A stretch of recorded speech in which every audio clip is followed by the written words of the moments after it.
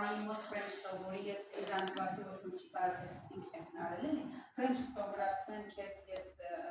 French-ի աստվածունին եմ։ Իհարկե չկան նմանները գործում ունի երկու տեսակի ամենը վրձին և երեք տեսակի գծերի համակցություն, որ դառնում է French։ Պարզապես դուք պետք է իմանաք, որ եթե գալիս է ձեզ մոտ երկար մոդելավորված ելուններ, այս դեպքում ձեզ պետք է լինելու 15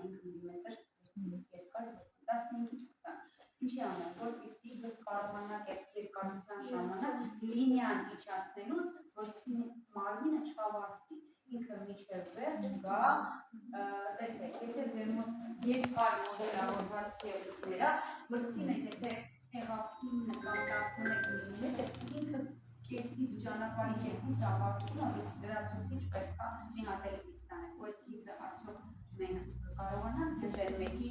գծով բռնել, ուստեղ արդեն անցում կլինի։ Դրա համար երկար մոդելավորման դեպքում մենք աճմակետից լինիան դնում ենք կմիանում ենք կենտրոնին առանց վրձինը տեղից վերցնելու, որպեսզի խաղ չունենա։